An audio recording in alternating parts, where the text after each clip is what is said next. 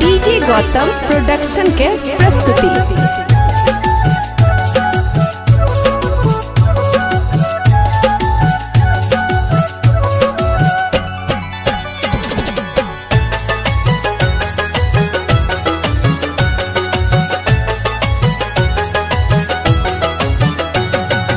भरदुतिया में एबो गाम गे, भरदुतिया में एबो गाम गे, बहन रखी है ध्यान गे। भरदुतिया में एबो गाम गे, बहन रखी है ध्यान गे, रखी है ध्यान बहन रखी है ध्यान गे, रखी है ध्यान बहन रखी है ध्यान गे। छुट्टी लगा एबो गाम गे, छुट्टी लगा एबो गाम गे, बहन रखी है ध्यान गे। भरदुतिया में एबो गाम गे, बहन रखी है ध्यान गे।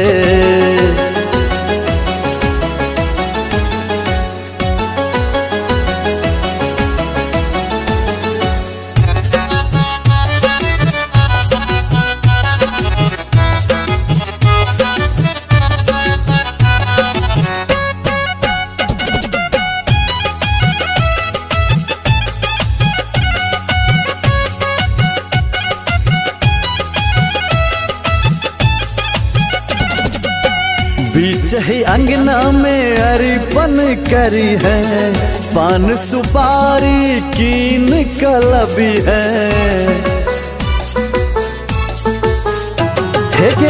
बीच ही अंगना में अरिपन करी है, पान सुपारी कीन कलबी है।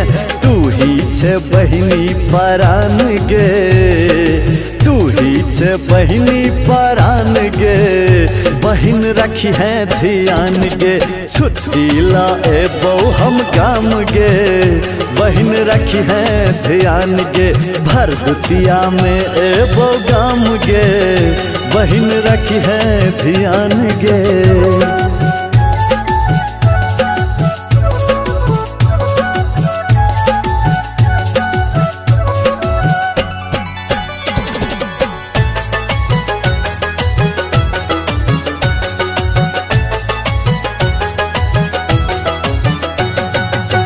पुरना बात के बिसर तुझई है, पिछला सालक उल्हन न दी है। पुरना बात के बिसर तुझई है, पिछला सालक उल्हन न दी है। भेटल ने हमरा अवकाश गे, भेटल ने हमरा अवकाश गे, तैन एलौ हम गाम गे। छुट्टी ला एबो हम गाम गे, बहिन रखी है ध्यान गे। पाबन भरदुतिया महान गे, बहिन रखी है ध्यान गे।